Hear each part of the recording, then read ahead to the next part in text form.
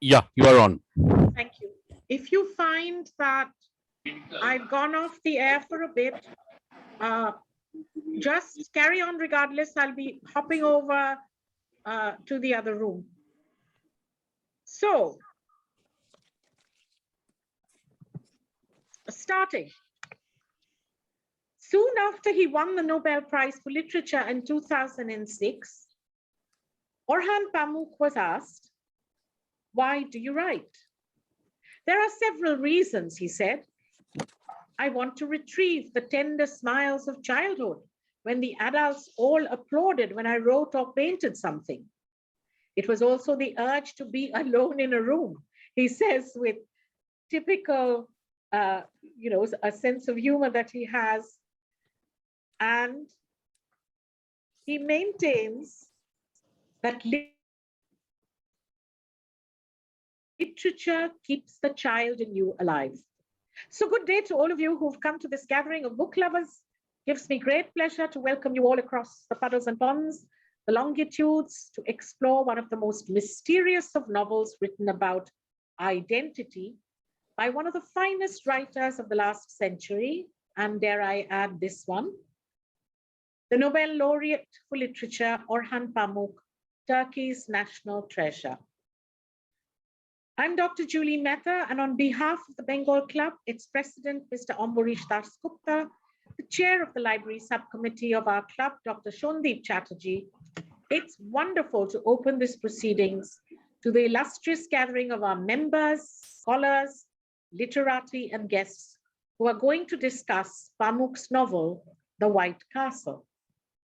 Orhan Pamuk turns 70 in June this year. He's possibly Turkey's best-known writer internationally and a leading political thinker. He's been awarded a litany of prizes, but most significant, the Nobel Prize for Literature, the Dublin Impact Award. He has 26 books to his credit. His latest, his 27th, a novel, Nights of Plague, is to be published this fall by Alfred Knopf in the United States and Faber and Faber in Britain. A few days ago, Mr. Pamuk told the German newspaper Der Spiegel, "I asked myself, what does the subject of my latest book about the plague have to do with current events? The answer is, both are medieval phenomena. The plague is medieval and Mr. Putin is medieval." This brings me, he said, to Umberto Eco's essays on the return of the Middle Ages. We should read them to understand concepts like domains or spheres of influence, he says. Putin sees his domain violated by NATO. Do I understand, he asks, and he answers, yes, partially. Do I approve? Of course not. The Middle Ages are returning. Others are reminded more of the 20th century, which was characterized by conflicts between great powers. Yes, he says, in the past few days, I often had to think about Munich in 1938, when Great Britain ceded a large part of Czechoslovakia to Hitler's Germany in the hope of securing peace in this way. In fact, he says, Obama made exactly the same mistake by looking the other way in 2014 when Putin grabbed Crimea. And I quote, "The Soviet Union collapsed and most states and nations have voluntarily joined the democratic Western order. In truth, that is also the reason why Putin is now attacking Ukraine. He is losing," says Pamuk. Orhan Pamuk is often compared with Jorge Luis Borges and Italo Calvino. The White Castle is the first of his novels to be translated into English, and the excellent translation by Victoria Holbrook makes it feel like Pamuk wrote it in English himself. Pamuk remembers the significant influence his father had on him. When he gave up his studies as an architect and quit that career, it was his father who told him that a writer arguably is far more respected than a businessman.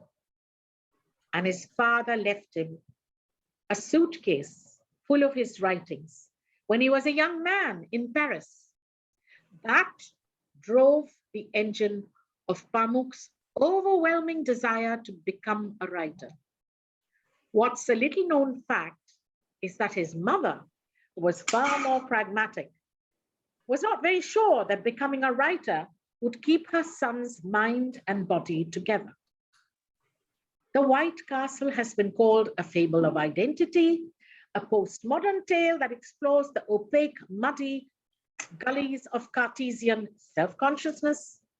For those of us who came to this fascinating novel, and I'm sure some of us did, with a desire to learn about the Ottoman Empire and how people lived in the 17th century in Turkey, Mr. Pamuk's White Castle is the wrong place for such a lesson. What? No plot? No women? And the location is mostly in the gray and white indoors of a house? This is the refrain I have heard from many readers. When Harish suggested that we put this on our list of books to read for 2022, I was not quite sure how it would go down. But when I got through half the novel, I thought he had a point, because it's much more than no women, where's the plot, is there character development? The White Castle, I find, is a conduit to the way in which a much fractured world of binaries might find ways to rethink polarities of us and them, self and other, tradition and modernity. In a remarkable interview some years ago with the Institute of International Studies in Berkeley, Pamuk confessed that it was important to understand that Turkish writers were dealing with a sense of loss. And I quote, living on the fringes of a prosperous Europe and feeling a great sense of melancholy at being no longer a part of the great Ottoman Empire. So there's a feeling of ambiguity. And he maintains, despite the past glory, there is a current feeling that we in Turkey are out of history, out of place, out of past glory. I think these are very important thoughts, because this is where the double vision, the dual impulse, the double self comes into serious play in almost all of Pamuk's works. Influenced quite heavily, and he admits this openly, by Stendhal and Dostoevsky, Pamuk sees the worlds of Islam, Russia, Japan, resisting the wave of being anxious to adopt Western symbols too easily. Pamuk is aware of the class divisions, the prosperity and fiscal paucity stratifications, and he sees the attractions of modernity as a double-edged sword. So, our story begins as a straightforward first-person narrative about the misfortunes of a young Italian scholar who, en route from his native Venice to Naples, sometime in the 17th century, is captured by Turkish pirates. Brought to Istanbul, he is imprisoned. Having convinced his captors that he was trained in Italy as a doctor, he finds himself called upon to heal everyone, from fellow prisoners to a pasha. Slowly, he wins the admiration of the pasha, who presents him as a slave to his friend and eccentric scientist Please mute yourselves if you're on board because it interferes with other people listening in. So the Pasha presents him as a slave to his friend, an eccentric scientist called only Hoya, a word he tells us meaning master. The young Italian, amazed by his first sight of Hoya, says the resemblance between myself and the man who entered the room was incredible. It was me. For the first instant, that was what I thought. Hoya, it turns out, is a determined character, full of quaint enthusiasms, who wants to learn everything about the West, especially its science. And he commands his identical twin, the narrator, to teach him all he knows. When he finally has learned everything, the slave will be freed. Not to be a spoiler, I will say that the White Castle lends itself to a myriad readings. It is most often read as a psychoanalytical text a la Sigmund Freud, as a homoerotic text, as a creative inversion of Orientalism a la Edward Said, as a narrative that employs Foucauldian ideas of power, as a text that lends itself to the Derridian act of deconstruction, and 100 other approaches. Towards the end of the novel, once again, serendipitously, we come across the bubonic plague that overwhelms Istanbul. Coffins are piling up in the mosques. There is panic in the air. And by this time, Hoya has won the favor of the young Sultan of the Ottoman Empire, and not just the Pasha. So, in order to reduce the risks of plague and the explosive population of rats, cats are introduced and brought to kill the mice that infest the city. The scheme works, the plague is banished, but during the time of the plague, the self and other binaries are smudged, and Hoya is actually slowly seen to become the narrator. And this continues to the end, where towards the end, we really don't know. In the final chapters, written many years after the main events of the tale, Pamuk offers a rereading, and the tale spirals. Why I am what I am is the question that is posed again and again. We realize we are what we are because of the way our imagination plays games and shapes reality. So before we open up the floor, as usual, we'll just go through a couple of images from the PowerPoint so we can all be on the same page. Mr. Gurudash, may we start the slide, please?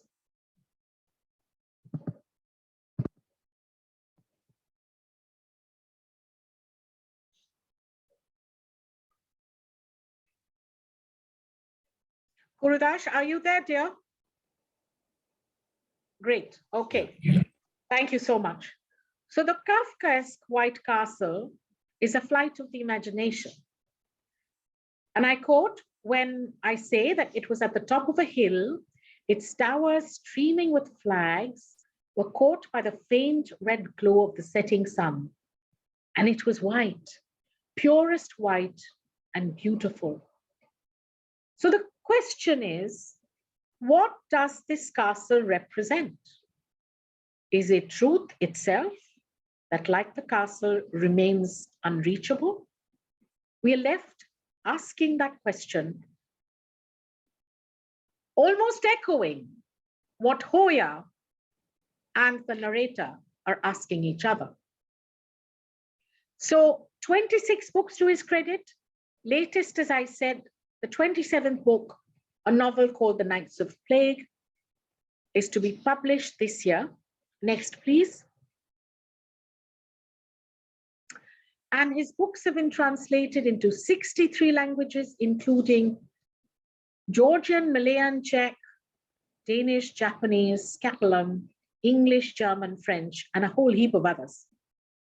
Pamuk has also been awarded the Peace Prize, considered the most prestigious award in Germany in the field of culture in 2005. So where does Turkey stand in the now new East-West conflict? And Pamuk says, Turkey stands clearly on the side of the West, despite the government's anti-Western populism as an Islamic state. For Erdogan, the war in Ukraine is a good opportunity to prove to NATO and the West that he's a good NATO follower. Although he doesn't say that loud enough in the Turkish newspapers, because he may lose some of his core Islamist, anti-Western voters. So that's what Pamuk does as a political scientist and a political thinker. The ideal story, he says, should begin innocently like a fairy tale, be frightening like a nightmare, and in the middle, and conclude sadly like a love story ending in separation. And you see this quoted in The White Castle.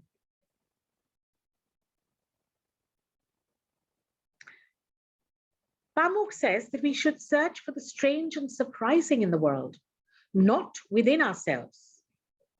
To think so long and hard about our own selves would only make us unhappy. This is what had happened to the characters in my story. For this reason, heroes could never tolerate being themselves. For this reason, they always wanted to be someone else. And this doppelganger is what I think becomes the central theme of The White Castle and relates to Pamuk's idea that there are no single voices, no one answer, but always multiple visions. And so ambiguity is a good thing, not a bad one. So the resemblance between myself and the man who entered the room was incredible, says the narrator. It was me there for that first instance. This was what I thought. So the relationship between the narrator and Hoya may be viewed with a psychoanalytical lens, and one becomes a doppelganger of the other. So the next slide, please. For those of us who are lovers of Thomas Stearns Eliot's works, I think you would like to remember that in 4 quartets, in the part of Little Gidding, Eliot says, I assumed a double part, cried, what are you here? Although we were not, I felt still the same, knowing myself and so being someone other. Too strange to each other for misunderstanding. No concord at this time, intersection. No concord at this time, intersection time. No meeting before or after.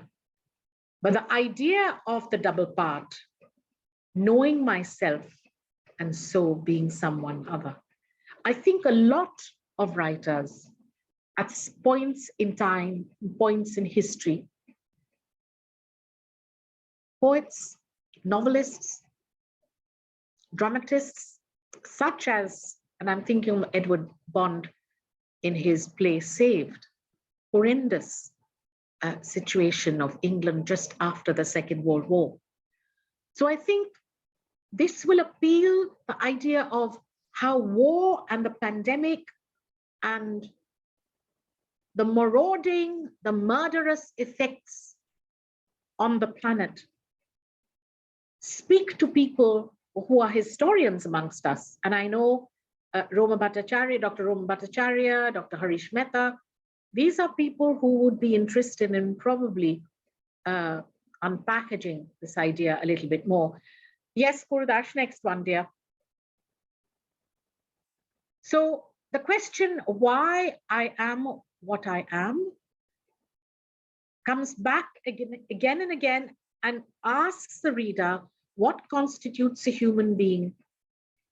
And the author, who is the conjurer of the narrator, is a series of fragments of memory, imaginary creations, a sequence of events that may or may not be true. We are what we are seems to be the answer because of the way the imagination shapes our reality. Yes, Gurudash, next one. In the concluding part of the novel, therefore, the author offers us a series of unstable possibilities. The reader feels a kind of discomfiture as the identity of the narrator is called to question. Has the Venetian janissary become Hoya, the master? Who is writing the story? Hoya or his janissary slave? Could it be that perhaps they were always just one person? The more the reader attempts to answer these questions, the more unsure she or he is. It seems that Pamuk is practicing Roland Barthes' theory of the death of the author and the birth of the reader, the answer to the question, who is writing the story? Is the master and the slave the same? Let's hope we're going to get some traction from all our participants today. So as is our formula, we have the members of the book club from the Bengal Club. Each of us get 3 minutes. Please stick to your time, because then we open it up to our wonderful scholars from across puddles and ponds. I know Jean is here, Carol Dewatt from University of Florida. Dr. Smitha Kothari is probably here from the University of Toronto. And then we have Dr. Roma Bhattacharya, we have Dr. Urmi Sengupta, and we have Raka Mukherjee, our own librarian Shivanti. So please be absolutely on the dot. 3 minutes is all you get. I'm hoping Dr. Choitali Moitro is here. Professor Moitro, are you here? Yes, she is. Wonderful. So Choitali, will you open the floor then? Of course. Good evening, everybody. Am I audible? Yes, yes. Yes, good evening. Good evening to you. Yes, you are. Everybody, and Julie Dee, thank you for that wonderful introduction. I thoroughly loved the book, and I feel like saying that it's almost, although the word meditation can't be applied in the narrative, yet it is a meditation between the East and the West. The book tries to explore the slave-master relationship. Although people sort of talk about the doppelganger, more than that, it is the slave-master relationship, which is looked upon through the power of knowledge. I also felt that the novel shows how knowledge as an absolute can also be linked with the fantastic and de-linked from wisdom. So one of the jostles in the novel is how to use knowledge in life. To what extent selfless can we become when we talk of knowledge? That is something which I'm still seeking the answer for. This is such a book that when you read the line, and I also felt that the Cartesian question of why I is not the centrality of the book. It's further up. It is also the idea of one form of fictional displacement, shall I say, which leads to proximity and also sort of separation. And this never lets the individual think of a closure. If we are able to free our minds from all sorts of thought at one particular point, we wouldn't be easy human beings. So that is one thing that the novel is out. Understanding what I could from the novel, of Ottoman Empire, about which my knowledge was particularly limited. And that apart, you always have questions asked, like, for instance, what is the meaning of the word weapon? How do you use weapon? How do you take mankind to a better place? Or is the irony that is aligned to the idea of weapon the same as what comes to my mind when I read Conrad's The Secret Sharer? You also find a weapon there. So what does a weapon do? Does it strip us of our central idea of what we are, who we are? Or does it sort of represent the identity as the Derridian deference? These are the thoughts that crossed my mind, Julie. And have I taken more time? No, I could listen to you for hours, because I think you have brought out so many interesting insights. One of the ones that I hope someone will be dealing with, someone or many, is what does a weapon here mean? And I hope, Harish, you will take it up. I also loved the way you talked about how there is really no closure in a novel like this, because it is an act, an exercise in meditation. And, you know, 1 minute you are on one side of the pendulum and then you swing to the other, right, Choitali? Absolutely, absolutely, absolutely. And knowledge. So difficult to say a right or a wrong. Absolutely. So thank you again. Many things to mull over there. I think there are a few people who are in a bit of a rush today.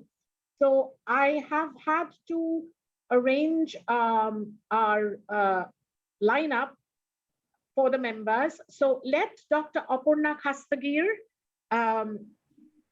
take over, and then we'll call upon one of our very avid members, Mrs. Shutopa Banerjee, who always gives a different twist with, you know, she's trained in a different manner than in literature. So Aparna, please take over. Dr. Aparna Kastagir. Thank you, Julie. Hello, Bengal Club Library members, Library Committee members. Hello, audience. Fantastic audience lineup here. I am a bit hesitant, to be honest, because I have to start off on a negative note. To be honest, Julie, I didn't find it a pleasurable read. And I think this is exactly what Pamuk intended his book to be. Because, yes, as you said, it is it's a story of identity. It's a postmodern story. It explores the dark recesses of our mind, self-conscious, blah, blah, everything. But there is this, stench, this feeling of, you being choked. You're surrounded by frustration, by futility, by claustrophobia, by failure, by inconclusiveness. And honestly speaking, I was feeling choked. Some of the oddities in the story are striking. Number one, the locale. It could have been so tempting, but, it's bypassed. We are shown, we are talked nothing, there's no talk about Istanbul.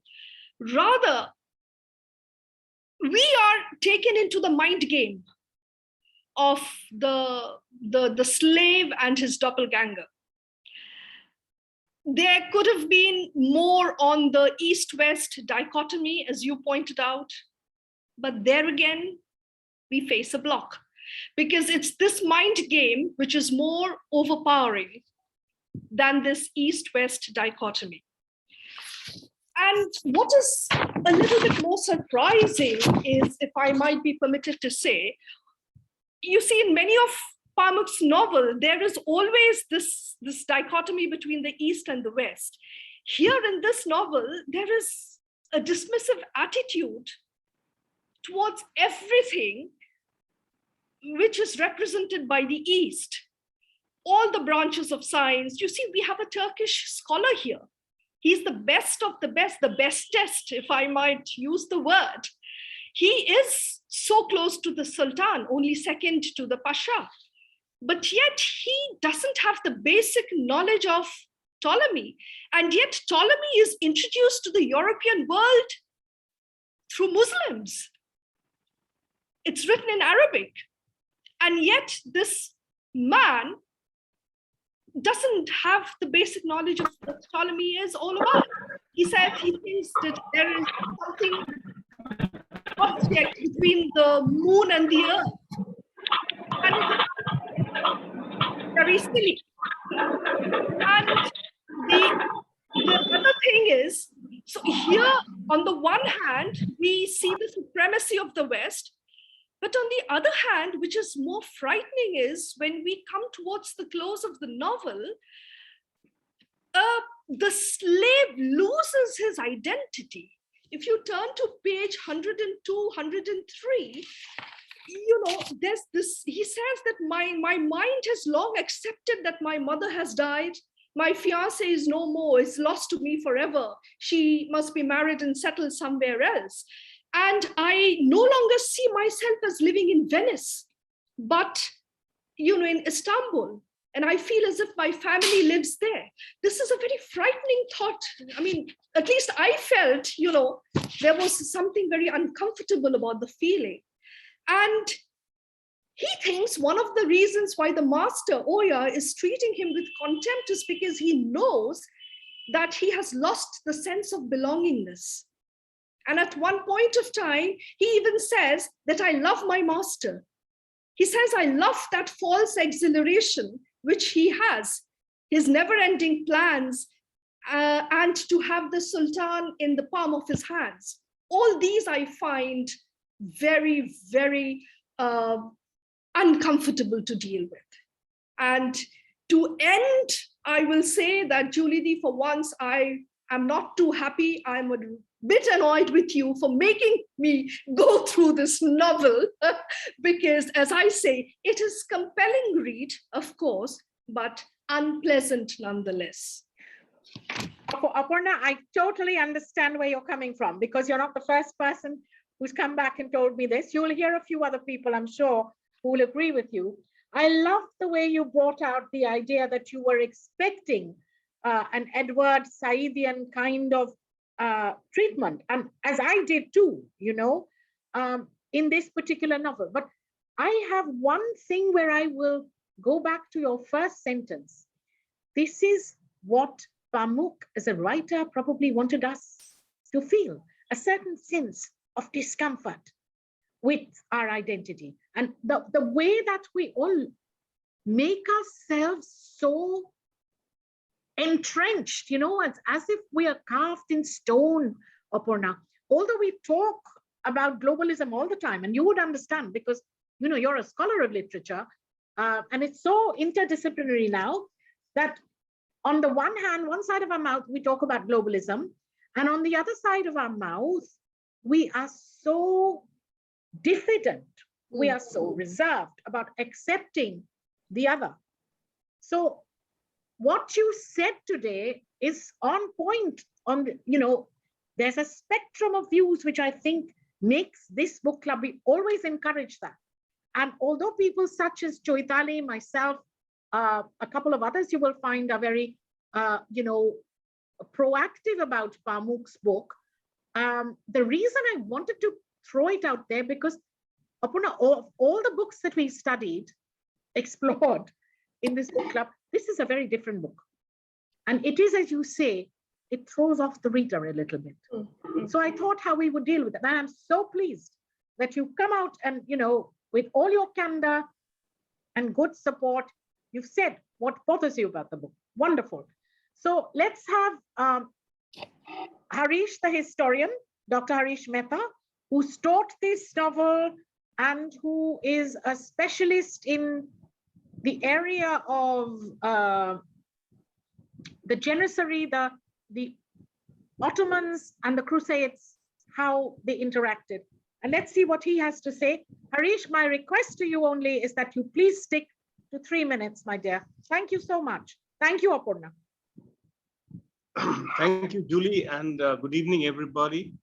I'd like to begin by just a brief disclosure. I taught this novel at Trent University's World History course for 2 years to a class of 30 in the first year and about 12 in the second.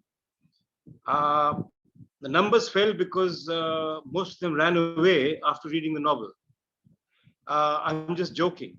The novel I chose at Trent because it is at once a novel of globalization and at once a novel that brings together the heart of the Ottoman Empire, an empire in which the Christian lad plays a larger role than even the young Muslim lads.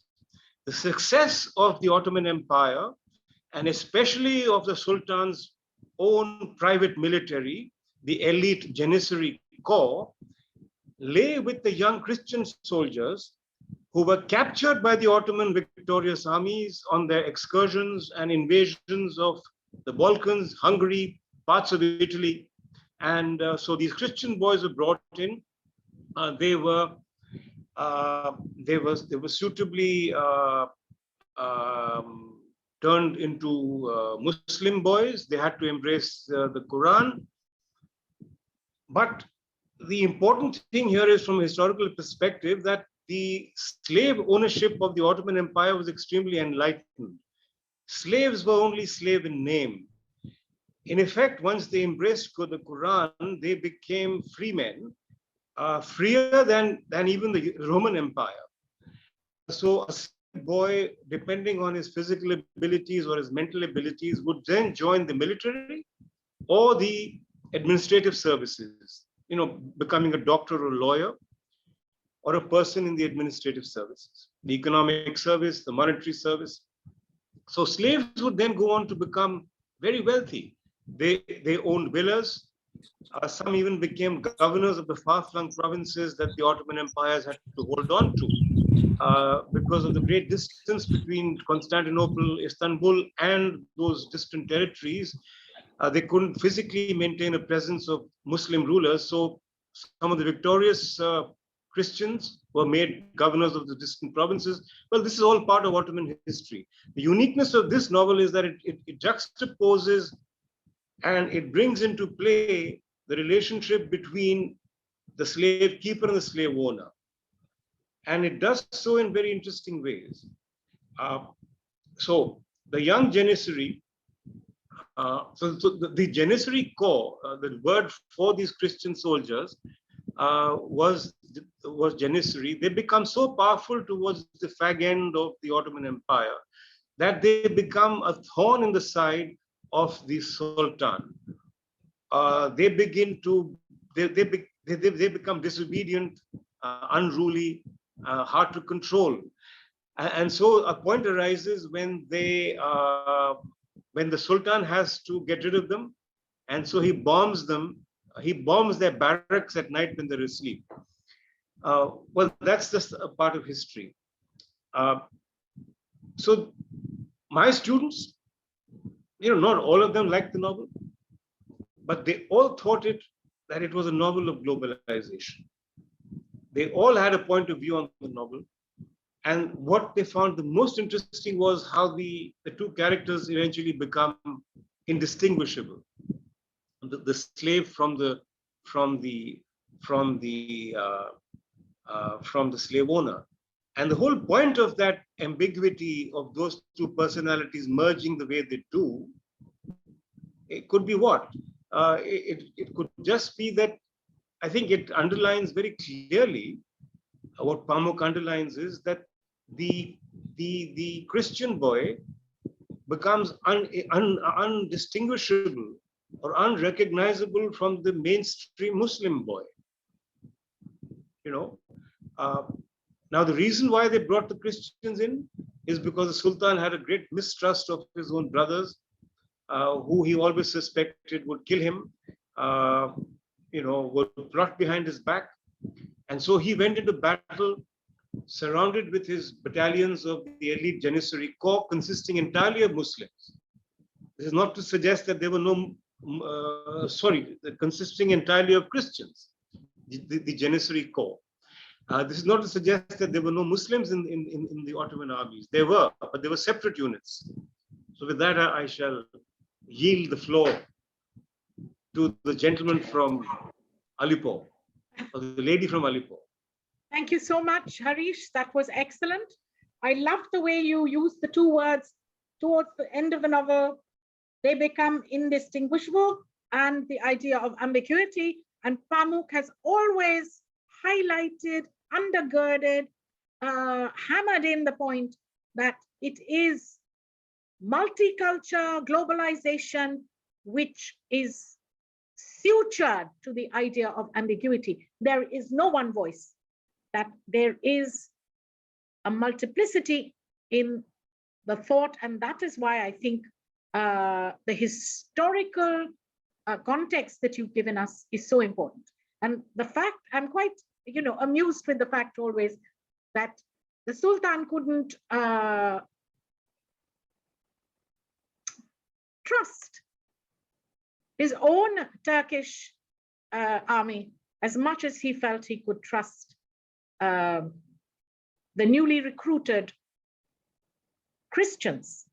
So I'm sure there are many points in history of the world where you would find that this is the case. And I think once again, for those of us who are learning the historical context, that becomes very important, that the slave and the master lose their identity, because at the end of it all, as Pamuk always says, we are all a community of human beings. So with that, let's move on. Thank you, Harish. Thank you very much to Mrs. Shutopa Banerjee. She's giving us her time on a busy day. Shutopa?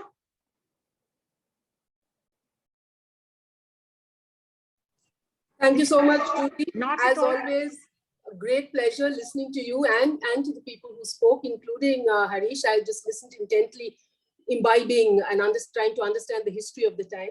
So what I will do is actually strip out the history and the geography and come to what, in my view, was the core of the book.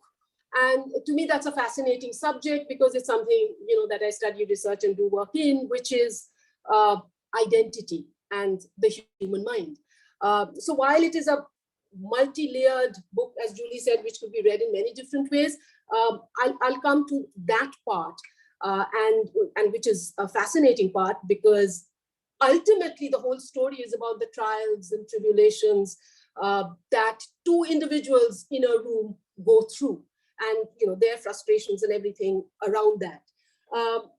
It's also about, he explores fascinatingly, is there anything essential to an identity? Is there anything essential? At one point, the Sultan actually says, I'm paraphrasing, don't remember the exact words, that aren't we everywhere men are identical to each other and can take each other's place?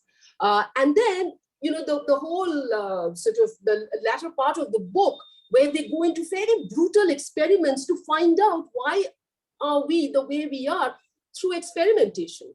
And experimentation in psychology actually happened in the latter half of, in the last few years. Psychology was in the earlier stages more about leaps of faith, right? And here you have somebody actually trying to, experimentally find out why different people are the way they are. So that's the really fascinating part, and that's what I got very excited about the book. To me, the negatives is not about the ambiguity, is not about being cooped up in a room, and it's not exploring more of the geography, etc. But it's something else. And the first thing that this book brought to my mind was actually a film. For those of you who watch good cinema, Ingmar Bergman did a film called Persona. And Persona is actually a meditation on identities. And as cinema should, he uses cinematography to capture that. What was a letdown to me in the book was the language. It did, to me, language can be seductive. Language can have rhythm, cadence, and completely hold you spellbound. I'm not talking about cleverness of language at all. Having read a number of writers, both Booker winners and Nobel Prize winners, but I'm talking about language which kind of enhances the tale or the story, or takes away, or at least leaves it where it is.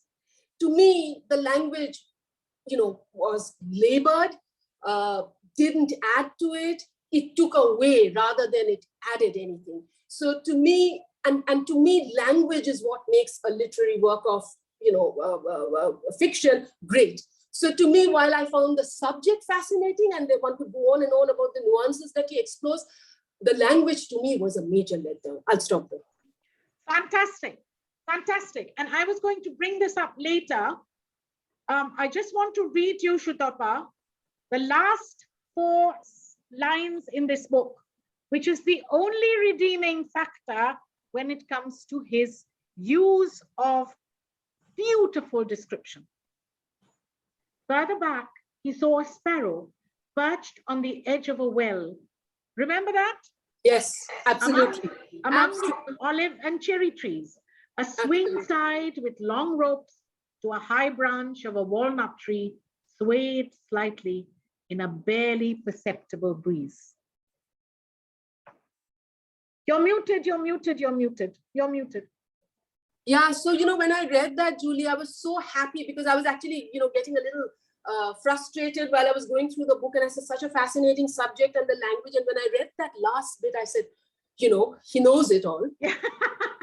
I think, again, going back to what Aparna was saying, Dr. Kastagir was saying, maybe he wants to make us feel the closeted, breathless feeling of being in the middle of a room and not being able to see any of the beauty outside. Yeah, just one book which it reminded me of was David Grossman's A Horse Walks Into a Barn, which is just that. Yes. And you wanted to finish because you want, so it's fabulous, fabulous, excellent. Thank you for that explication. Thank you. I believe Dr. Smita Kothari is going on a trek in Arizona, and she's really very short on time.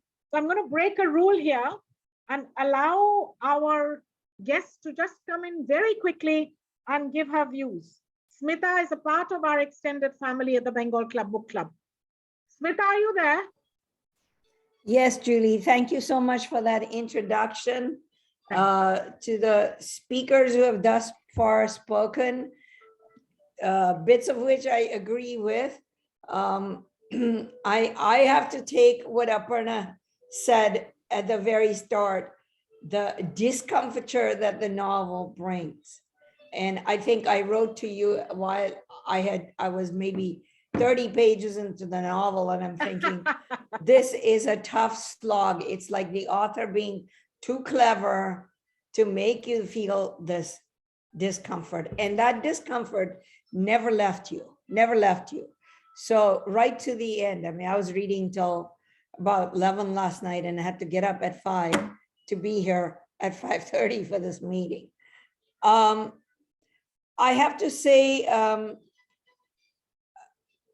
agreeing with Chotali, I think it is, about the meditation. As a religious studies scholar, the metaphysical aspect of the novel, the who am I, what am I question constantly surfacing, as particularly the image of the mirror, the two of them in that juxtaposition of Cartesian. You at one point think, is this duality of the Cartesian self?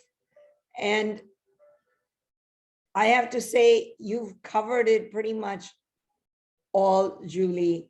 But for me, the novel was a slog, I have to say. And thank you for making me read it, because I might not have persevered. And I'm glad I persevered. So I'll end there. Thanks, Thank you, Julie. Smita. But I will say this to allay your fears about Pamuk's writing. And this is also for Shutapa, who's a dear fellow reader, voracious reader. If you read a book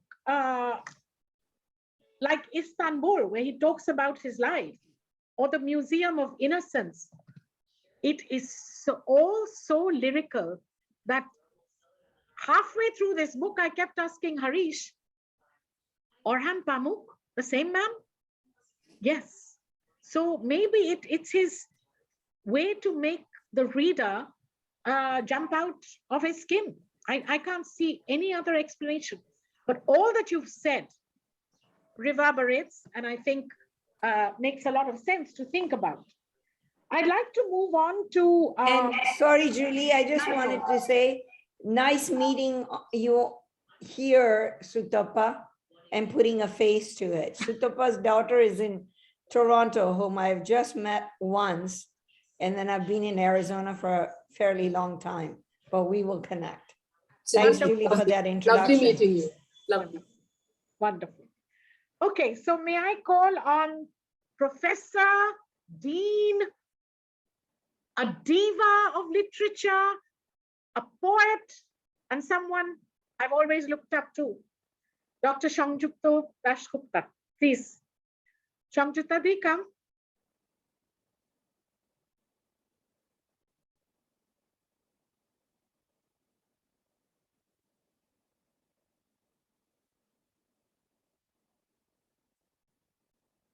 Shangjukta Di, are you here? I think you are. All right. The first thing I did do is to mute myself. Okay. So wonderful. All right. Hello, everyone. Good evening. Good to be back at this Bengal Club. The first homework you had given me was disgrace. And now, in order to disgrace my understanding, I suppose, you ask me to comment on Pamuk. And you see, as anti-racist, anti-imperialist, feminist, and definitely not a NATO follower, I have a quarrel with Pamuk's politics, which is right now, and of course, also about Turkey now becoming a member of the EU.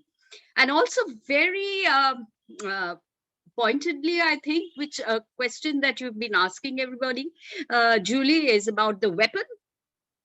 And the weapon as a noun has been prevalent for a long time.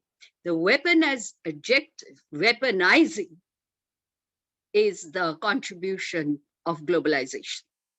Yes, and on that note, when we return to a novel which is set, I think, in the 15th century, isn't it? 15th century, 14 something, yes?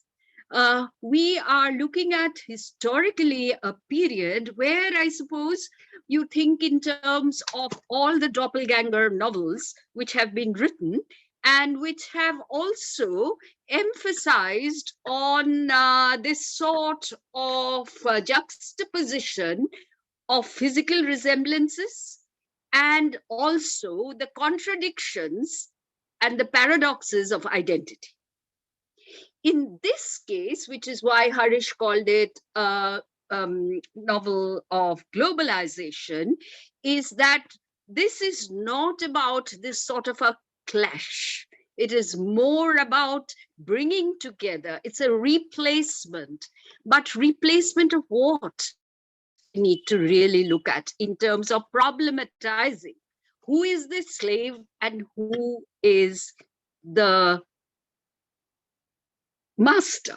Here, the master-slave role, if you homogenize it to that level, then of course you are absolutely debunking the notions of binaries totally, and that can be problematic. Secondly, what I also noticed that, of course, it's a Turkish novel, written in Turkish, translated into English, and yet there is a very tilt towards the West, though at the same time, a tremendous pride for the Ottoman Empire for this particular novel. But throughout, Pamuk spent about 4 or 5 years probably outside Turkey, but he has been very a resident, absolutely. But Turkey is not an insular space for him. Turkey is a negotiating space for him, a negotiating space of culture. And therefore, I think that it's not an easy read. And of course, as I said, that Julie has sort of prevailed on me to at least go through those pages. And not that I have very diligently done that. I leave the rest to your imagination. But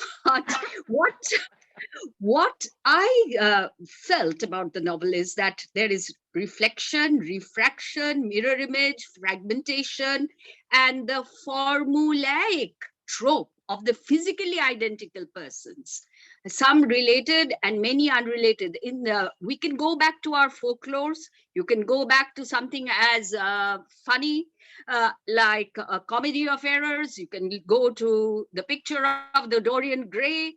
And then for me, the most hilarious one, which is really by the novelist calls it the novel for young people of all ages. That is Mark Twain's The Prince and the Pauper.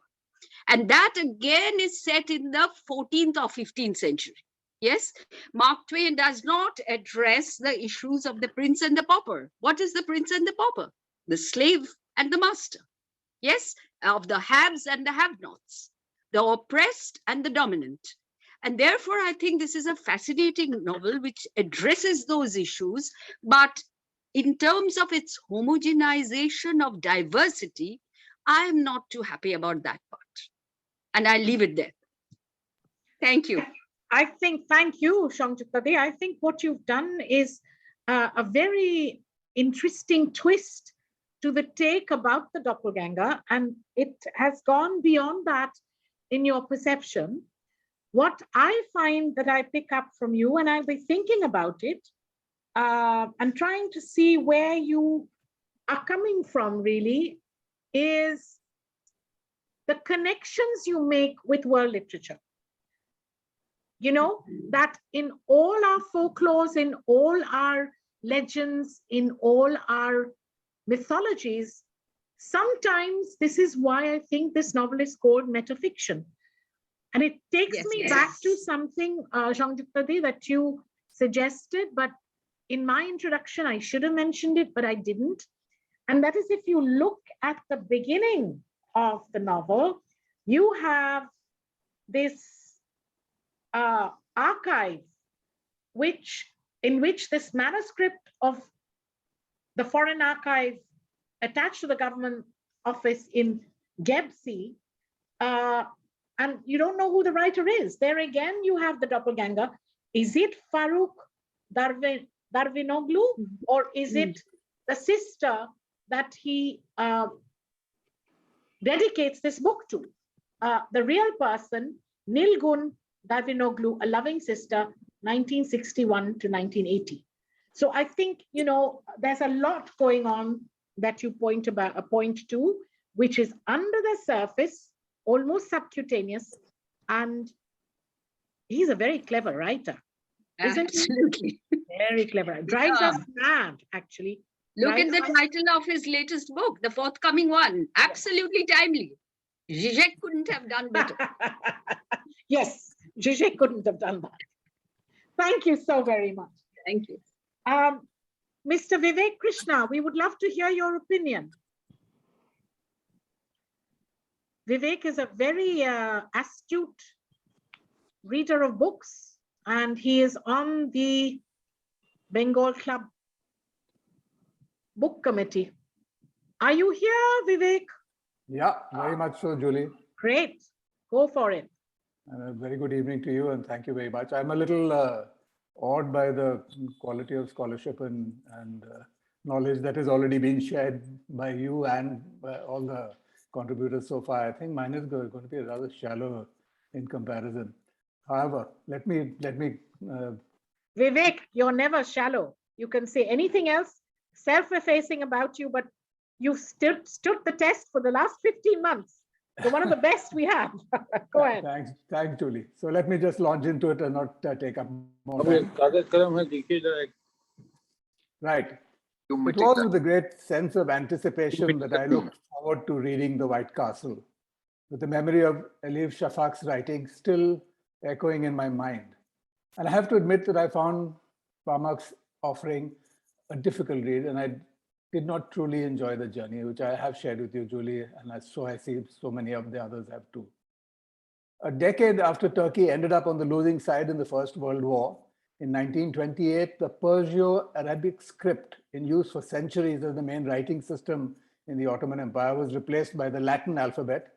And as a part of a larger modernization, westernization project in the new nation state, a move which effectively turned every document from before 1928 into an archive. And in an attempt to consolidate one nation, one language, one culture, the westernizing fathers of the new nation state turned to the entire history of their forefathers' empire into a forbidden, repressed, inaccessible archive for the generations after 1928. So The White Castle takes place in 17th century Istanbul and explores the meeting between East and West, a theme that recurs throughout Parmak's writing career. In the fictitious preface to the novel, a certain Faruk Davinoglu, whose surname means the descendant of Darwin, I see, writes of his fascination with the 3-century-old text that he has found. Farooq reveals that a professor he had consulted tells him that in the old wooden houses on the back streets of Istanbul, there were tens of thousands of manuscripts filled with stories of this kind. The storyline is eerily prescient, especially today with its reference to issues that echo in today's world, such as the mention of the mysterious, devastating plague which sweeps through Istanbul, killing thousands, and ending up in a military invasion from Turkey into Hungary, which is of relevance today because of the situation in Ukraine. Most of the action in the book under review takes place indoors in 17th century Istanbul and records the interaction between the two central characters, the Ottoman scholar Hoya and his captured Venetian slave, who remains unnamed. These two characters physically resemble each other and increasingly appeared to me to be the two sides of the same person, and he makes the same argument later in various ways. And their roles interchange at the end of the novel, creating a confusing situation for a reader.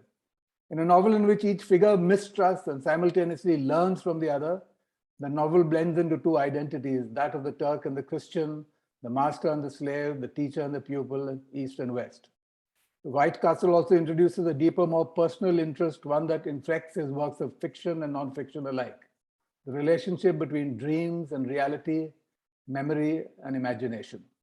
And according to Parmak himself, historical constructions and fantasies created and maintained by the East-West division throughout the centuries are the elements that provide his novel with color and taste.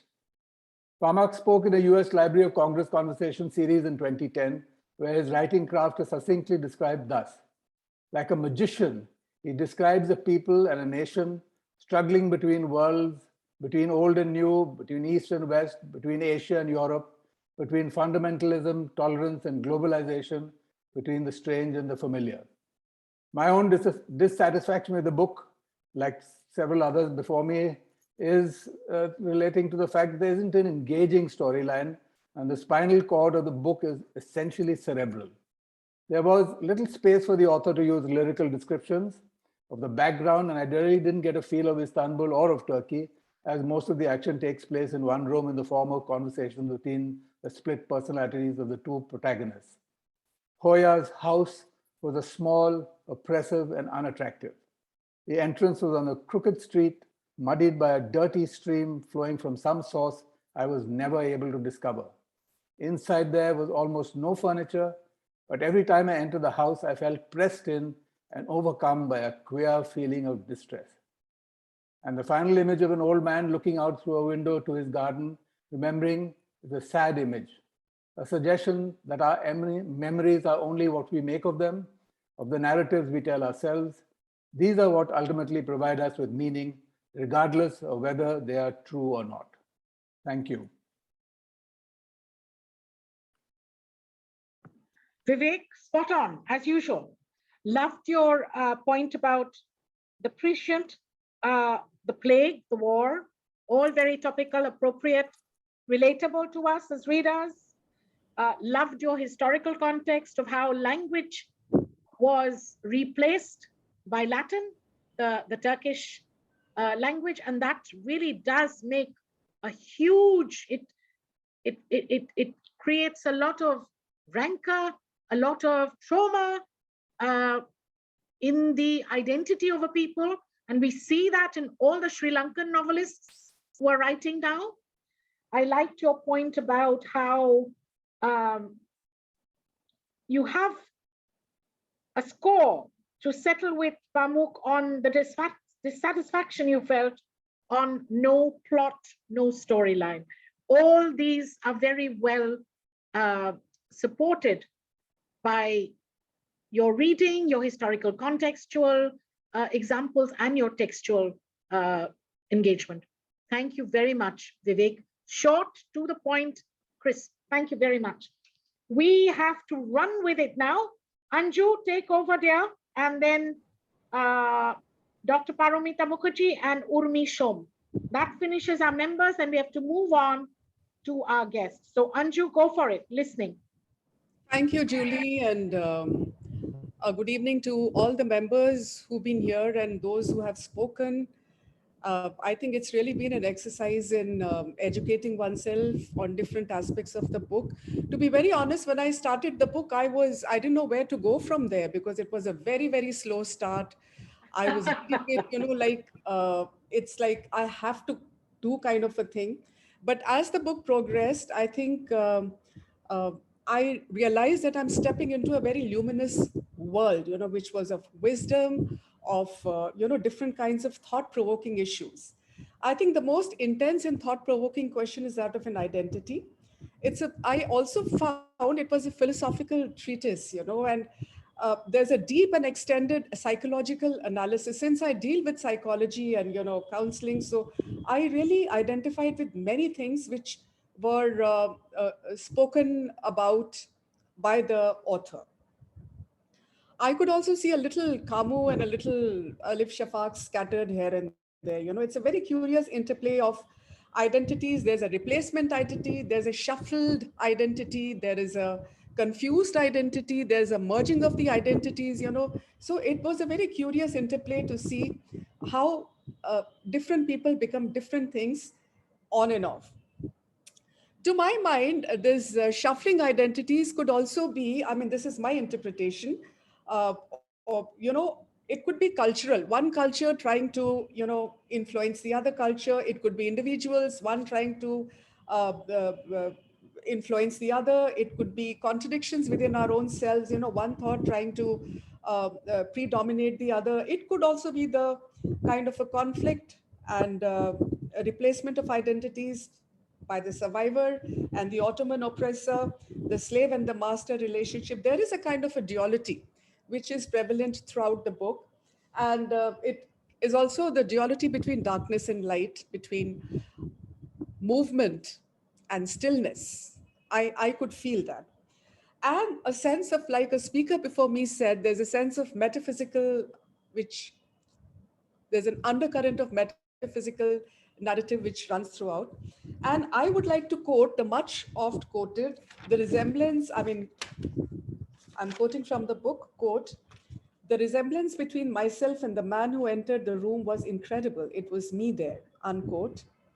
Or, "Why am I what I am?" unquote. Or when Hoya says, "I grasp your fear, I even have become you." By the end, there's a fusion and the merging of,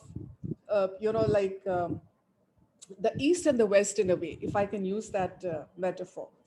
Like I said earlier, there's a strong role model syndrome leading to an affectation. If you like somebody, it is automatic that you copy the mannerisms, If you like someone or a place, you copy the mannerisms, you copy the behavior, you copy the idiosyncrasies, you copy the language. If you like a place, you copy the food, you copy the culture, you copy, many other things.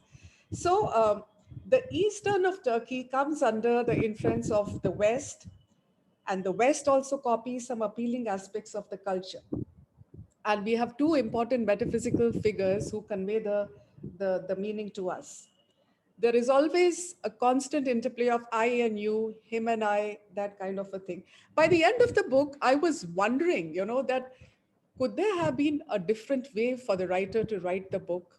I just thought to myself, why make it so twisted? Why make it so indirect? But then I realized that the metaphorical medium may be a little slow, but it's a very, very impactful and a very hard-hitting medium, which wakes up our senses. And for the readers, I think it becomes a very delicious read. I stop here. Thank you. And you just, blew me away there when you talked about the fact that your lived experience as a psychoanalyst and how you related that to the idea of the metaphorical elements, the quotient of culture. And you're the only person amongst us all who read it as a cultural collaboration or a cultural fragmentation. Absolutely brilliant. Thank you so much for that unique idea. Dr. Paramita Mukherjee Malik. Thank you, Julie Di. I'm honored to talk after Professor Shamjukta Dashgupta, whom I take to be one of my great mentors. Please pardon I am, as all of you know, I'm an eternal optimist. So I will give a total different aspect of the book, if you allow me to. And you are you're not just an optimist, but you're also a poet and a scientist. So you always give us a different view. Please go ahead. Thank you. Thank you, Julie Di. I feel that knowledge plays a very pivotal part here. Like Choitali Di had also mentioned, knowledge. Like I loved the beginning of the story where he was imprisoned, right? The narrator was imprisoned. But when he found knowledge, I think knowledge sets us free. And I always believe that. So, he was set free with knowledge. And again, like Shanjita Di said, that it is an issue of the slave and the master. Again, I feel the identity amalgamates because both of them were knowledgeable. So these things were, I feel knowledge is a very pivotal part here. And another wonderful thing, it came to me, I am an eternal explorer. I love to explore different subjects, different sciences, different literature. So, I was just thinking when he was Oya and this person, he was in the 17th century, when many scientific discoveries, many scientific inventions were not there. They were like beginning to do that. So I took myself back to the 17th century and I just immensely loved reading it. I was into the book, So it brought a thrill in me to, as a science person and who loves literature, as if I was the science person there trying to discover new things, say calculations of the Bosphorus, how deep it is, how the currents are, how the mountains are high, everything, like the discoveries made. I think knowledge sets you free. That's my opinion all my life. I'm still a student, I'm still learning literature. So I feel this book has that immense value where you feel, oh my God, what was it when they didn't know this? What was it when they didn't? So the beginning of knowledge, you can say. So that made me terribly happy. And again, when the question of identity comes, I always feel because two well-read people becomes identical. Two well-read, two knowledgeable people can interact well. So there comes again the identity factor. So my take on this book is this. How fascinating is that? How fascinating that a scientist will have to tell us that knowledge sets us free and that you were gobsmacked, if I might use that word, with this collaboration, with that amalgamation that came from two different cultural entities, but who were both learned. And this is the beginning of wisdom in the positive. Thank you very much, Paramita. Anju, and you have really given quite unique perspectives from your professional angle of thinking. Thank you. Urmi Shom, Mrs. Urmi Shom, our last member, do give us your views, and let's stick to 3 minutes, please, Urmi. Looking forward, and then we move on to our guests. Can you hear me? Yes. Okay. So I heard all of you people speaking, and it is a completely different perspective that I will give today, because I'm not a literary person, but I would like to, I just decided to join this. So I would like to say, sorry, Urmi, I should have said that you are actually an old friend of mine who was in the science stream, was a brilliant scholar, and is a chemical engineer by profession. So go ahead. Let's hear your views. Yeah, my thinking is completely different and my take is completely different. So I'll just share what I'm saying. What I want to talk about, since the others have already spoken about so many things about the psychology, I want to just say about the comparison between the medieval ages and what people of the current people, what they are thinking. My basic thought about a slave and what slave trade was, I always thought that it was the wrongs done to the black people. Okay, from my little knowledge from the history books. But my beliefs were completely changed when I realized that even a white man can be made a slave. And as a slave, he's subjugated to the extent that he ceases to have a mind of his own, and whatever his master decides is to happen. When the author was sold from the Pasha to Hoya, no one asked for his opinion, to that extent that he didn't even have the freedom to practice his own faith. Freedom could be obtained only if he were to change his faith. Also in our lives, psychology forms a big part in determining who is the master and who is the slave. In one part of the book, since Hoya and the author were both look alike at one stage of the story, it was a psychological battle of wits. When Hoya was having a lower morale, the author was in a dominant position of a master, using him as and was playing with up to Hoya's weakness to make him feel small and belittle him with respect to his knowledge of science. Again, when the author was feeling let down with life and was listless, Hoya assumed the position of the master when he showed his anger and rage at not being given enough time and attention. This is something which I felt, that, the question of who is the slave and who is the master, it has come out in the book and it has got portrayed that, it is a very debatable point that at both peoples with their psychological thinking, who is the master and who is the slave. It has changed in the book. This is one aspect I felt. Another thing I felt was, even the plague which had happened. Recently, we had the Corona times, and when they depicted the story in the medieval times on the plague, they actually stopped all the marketplaces, the congregation, the mass meetings.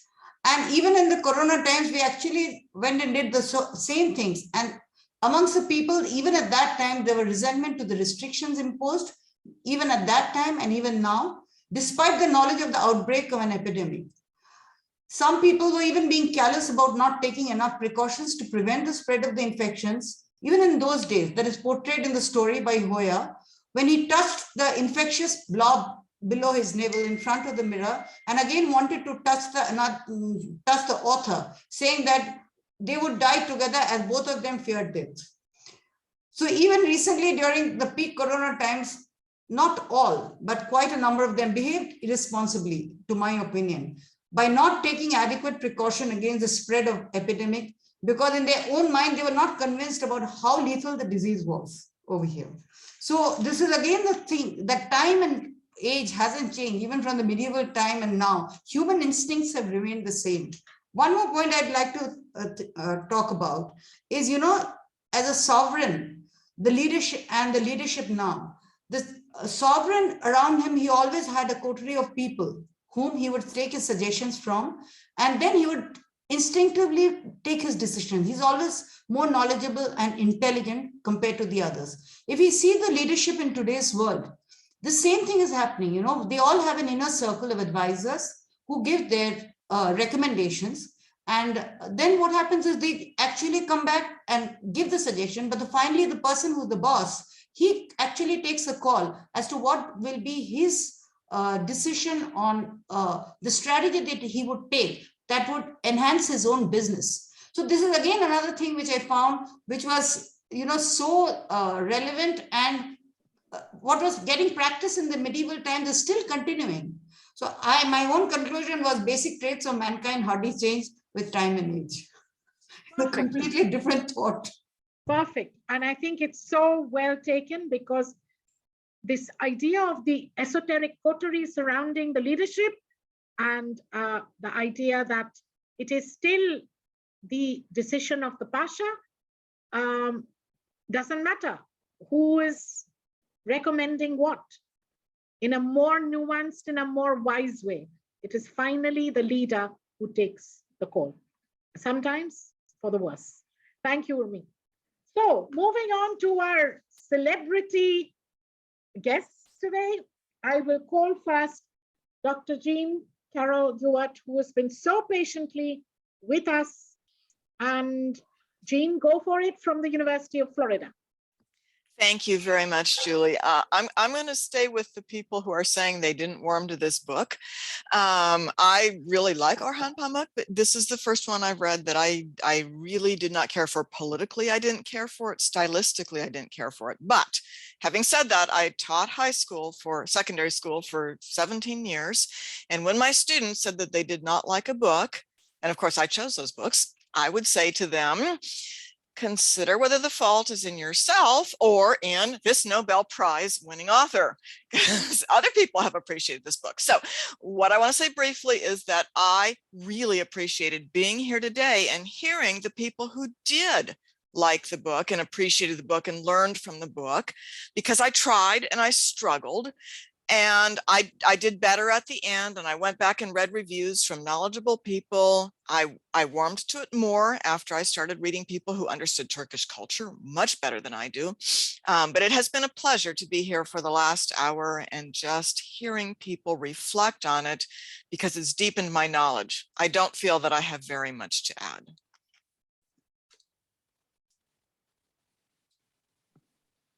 Very honest, as usual, Jean, and thank you for that. So, you know, the fact that it's always a personal, very subjective like or dislike to a book, almost like a person, right? So you make the point very well that you were still patient and you still heard it through. Thank you so much. So is that it, Jean, today? All right, great. Thank you for that. Dr. Urmi Sengupta, go for it. From the Jadavpur University Comparative Literature Department. Am I audible, ma'am? Yes. Okay. So thank you so much, Julie Di, and it was also wonderful to hear Harish sir speak, Sanjukta Di speak, Smita Di speak. So it's really a great evening for the last 1.5 hours. It has been wonderful. I would just like to begin by saying that Orhan Pamuk is a writer whom I have always found to be very relevant to my and our collective contemporary experiences. I will be very honest and say that my introduction to Pamuk had actually been through snow. It is a long time back when I was doing my post-graduation. I was working on a project on women wearing religious headscarves and its religious, social, psychological significance, where I had taken up snow. And that had actually fascinated me with Pamuk's storytelling. And from that, I had moved on to My Name is Red. And then finally to The White Castle, though I realized that I should have done it, you know, in the reverse order. The White Castle should have been read first. So what I would like to say is that many people have been talking about this idea of discomfort and not really liking the novel. I I would like to say that this is one feeling that has permeated my thoughts as well, that this book has essentially challenged the idea of what Yaus would call the horizon of expectation of the reader. Because whenever we think about the Ottoman history, we automatically think about a certain period in history, the projection of certain splendors, certain colors, certain phase in medieval history, and the way it should be represented, the kind of expectations as readers we have, which is not really fulfilled through this text, and also to some extent through My Name is Red, which actually jars the reader's horizon of expectation. But for me, as an academic, as a student of literature, I would say that is the fact that fascinated me the most, because as Julie has already said, it is perhaps what Pamuk has intended, though I am not very sure about that, but I think that is how it has been done, that it jars the readers into certain thoughts and realizations, which putting them into a generalized comfort zone might have not created. So I would talk about a very personal experience. I had been watching, rather binge watching, I would say, a Turkish show called The Magnificent Century, which originally had been telecast between 2008 and 2012, if I'm not wrong, which talks about this 16th and 17th century Ottoman period of Sultan Suleiman Khan, who is known to be the longest standing ruler of the Ottoman dynasty. So the kind of life which has been portrayed and projected there, it actually, I could connect with what Harish said when he talked about the position of the slave in the Ottoman dynasty, how the members of the Janissary or the other slaves brought from the various Christian lands, how they would rise to prominence. And this again takes me to what Paramita ma'am has been talking about, how knowledge is power. So I found that extremely fascinating, this entire idea of when Pamuk brings in the idea of the postmodern concept of doubleness and doppelganger. I feel that this physical resemblance that Hoya and the narrator, the Venetian slave, have, this is just as this is almost to convince the others that their identity can be interchanged. But for them, for their psychological terrain, more than the physical resemblance, the fact that this exchange of knowledge has actually made them more powerful, and this repeated subversion of the master-slave narrative, who is the master and who is the slave, since both of them are extremely knowledgeable, but knowledge is of different kind, but nevertheless both are, you know, equally viable, and one can learn something from the other.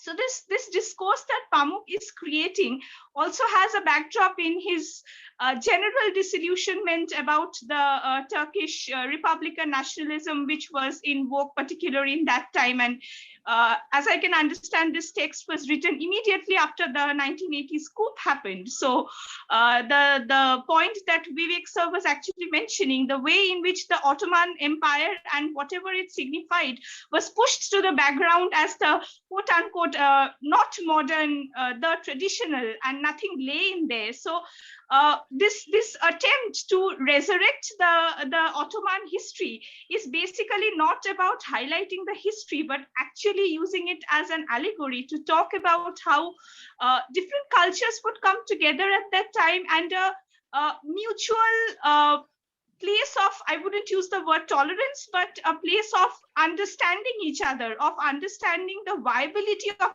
each other. If I am correct, it does not necessarily, if I, the self, is correct, it does not necessarily mean that the other is incorrect. Both can be correct in their own ways, and both have something to learn from each other. This spirit that was encapsulated within the very idea of the Ottoman history and the Ottoman administration, I think Pamuk makes a conscious attempt to, take certain lessons of regeneration for his current space of social political dilemma that Turkey had been going through and is still going through to some extent. Perfect. So that makes it very, very relevant. Perfect.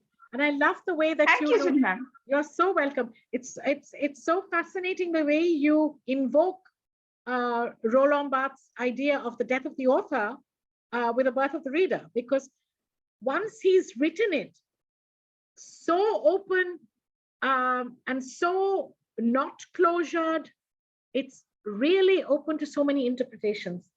Fascinated by your mention of the Magnificent Century. I haven't seen that about Sultan Suleiman. I would love to watch that. You brought up some excellent points, the essential challenges that a reader faces, and your own experience with the book, which is, it's a comment on the treatise on ultra-nationalism as well, and what happens when you lose that glory. As I was saying in my introduction, what struck me is that in that University of Berkeley interview, he said that there is a melancholia that we have lost that glory and we are now only on the fringes. You make a lot of sense, Urmi. Thank you so much. Thank you, ma'am. Thank you. Mr. Vinod Pillai, are you here? We would love to hear you.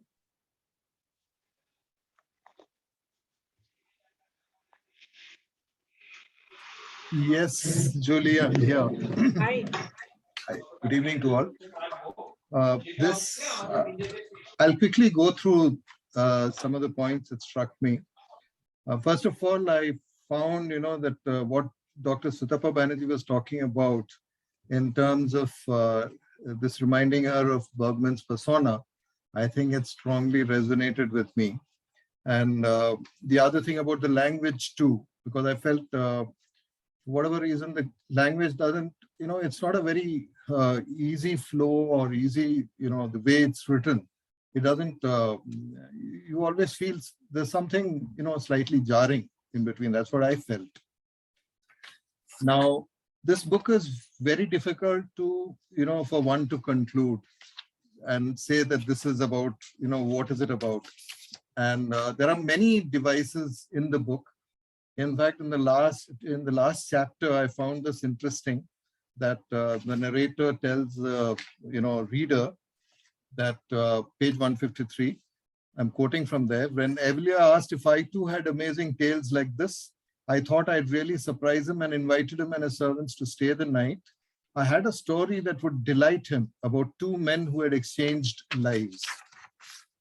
The night after everyone else had retired to their rooms after the silence we both waited for had fallen over the house, we returned to the room once more. It was then I first imagined this tale you're about to finish. The story I told seemed not to have been made up, but actually lived. So he says that this is, a story that was imagined by the narrator. So now you can't really, come to any conclusion, because it's not even the author's imagination, it is the narrator's imagination. That's what is said in the late stage. So what I'll tell you is that I love this book. And the reason I love this book was because to me, it looked like the entire focus was on these two characters in their minds, the interplay of their minds, their own self-exploration and revelation that was happening. And having worked with people, in my training days, I found it very interesting. And, it was just the way things happen. A lot of things that were said there, for example, the simple innocuous line, that the more we, I'm not quoting, but the gist of it is that the more we understand ourselves, only then can we understand them. So, which is so very true. So I would think that, yes, you can argue that it's a doppelganger working here, but then the question that comes to mind is that, you can't conclude that either, because if it's a doppelganger, simple doppelganger, then why is it that Pamuk has put two principal characters through all these elaborate games of self-revelation and self-discovery, and then introduce that mirror scene where they both seem to be one? Then the dream sequence where Hoja emerges from behind his mask to seem to be the image of the narrator's youth. And then after all this, why switch roles for Hoya to go back to Italy and the narrator to stay on in Turkey? So my feeling was that if you look at it like that, then you can argue that both are just the same person. And makes sense because we cannot be ourselves in all situations. And because the complex demands of modern life, we have a persona for social occasions, another with our spouse and children, different ones for our boss, peers and subordinates, yet another for close friends and so on. We are one, but we have these sometimes sharply different personas within us for engaging with the outside world. Cannot conclude about it either, because he throws in a spanner every now and then for you to doubt whether this is what is happening. Because if this is happening, then Hoya represents the young man stuck in his youth in Italy, unaffected by modern scholarly pursuits and refusing to grow up, which is why he sees him as, you know, Hoya as his youthful image. And the narrator represents the educated man leveraging his modern knowledge to his advantage.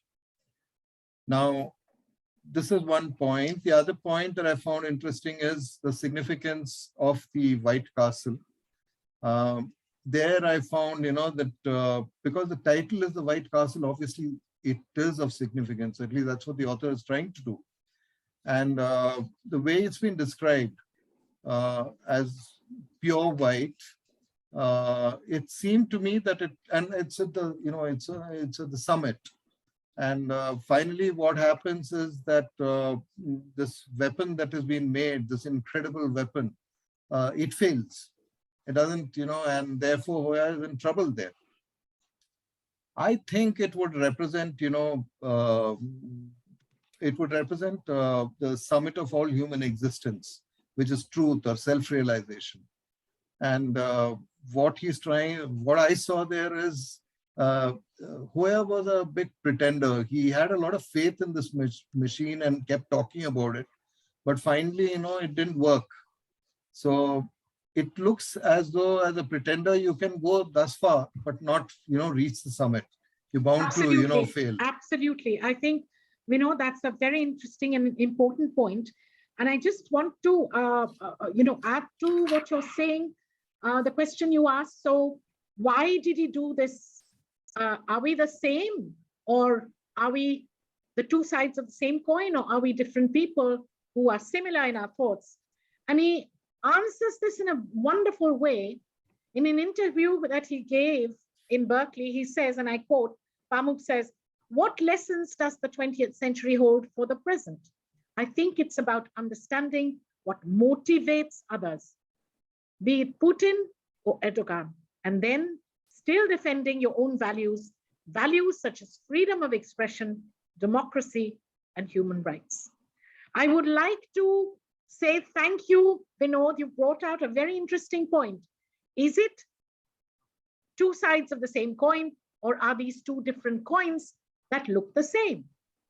So before moving on to our last speaker, Roma Bhattacharya, since I've been warned that we'll be cut off, since our techie wizard Gurudas Mitro will have to go elsewhere, I would like to very much acknowledge that Dr. Professor Uma Dasgupta has been quietly listening to us, and it makes me very proud that she is here with us. Umade, thank you so very much. A lot of Pamuk's ideas about the doppelganger and ambiguity and the importance of ways of thinking of the world in a universal manner rather than a local nationalistic manner also gestures towards Tagore's ideas, which Umadi would you know, be the last word on if we had more time today. So Dr. Roma Bhattacharya, an Oxonian, worked for the United Nations. Let's see what Roma would say to tie this up today. Thank you, Roma. Go ahead.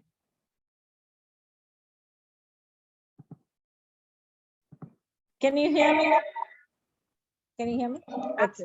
Good evening to the Bengal Club extended family. And once again, thanks so much to Julie for inviting me. We're probably clairvoyant because you'll hear what I have to say that lots of what you just said will resonate. Please forgive me if I start with a few lines from a favorite poem of mine, Strange Meeting by Wilfred Owen.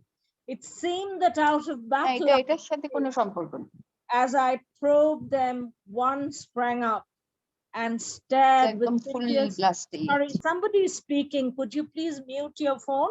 I think it's Chanjukta Di. Sorry, I'll start again. It seemed that out of battle I escaped. As I probed them, one sprang up and stared with piteous recognition in fixed eyes. Strange friend, I said, here is no cause to mourn. None, said that other, save the undone years. Whatever hope is yours was my life also. I am the enemy you killed, my friend.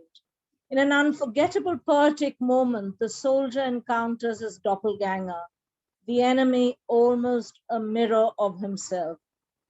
The White Castle explores this notion of the doppelganger, but taken to another level of abstraction, where the narrative plays with the exchange and interweaving and mirroring of not just two selves, but radically.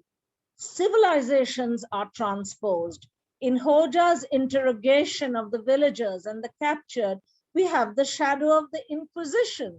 So the Muslim world is shown in the guise of the Christian, Turkish as European, and so the novel playfully transposes identity, civilizations, ideologies, life experiences, knowledge systems, showing that perhaps they are just mirrors and their differences mirror each other. And underneath lies perhaps our common humanity. Written very creatively, issues from the contemporary world disguised through the fabulous storytelling, through his erudite mind. You know, we can hear all these ways of thinking as tropes. Orientalism is a trope. Modern European and early modern European and cultural history is a trope. And the current polarization of religion and civilization in our world today, we hear echoes of it as we read. I cannot end without, remembering that I was taught about this notion of essential humanity by Rabindranath Tagore, who taught me that Ami Manav Jatir Ekjon. But I actually, I understand that he's taking on the binaries that we are used to, the received binaries, and he is taking it to another level of abstraction and really trying to draw a bridge between the binaries. But I feel, putting my 2 cents in, I actually celebrate diversity and I celebrate difference. And I would be so sad if we all became, the entire aquarium became orange fish. Great read and thank you. And I have to share with you left-handed calligraphy. I have a very precious copy of enameled calligraphy by the poet Hafiz, which I bought in Isfahan.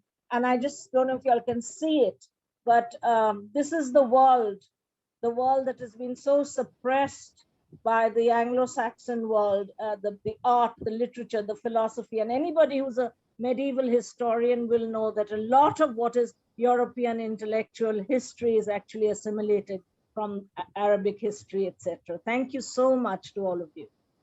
Thank you, Roma. Thank you. That was really, very perceptive on many points. And I think you'll make us take this conversation home and think about it at least for a couple of nights, if not more. I must now beg your leave because I think our recording will stop now. Wanted to say to you all, it has been a fabulous discussion. Anju, what do you think? One of the best we've had.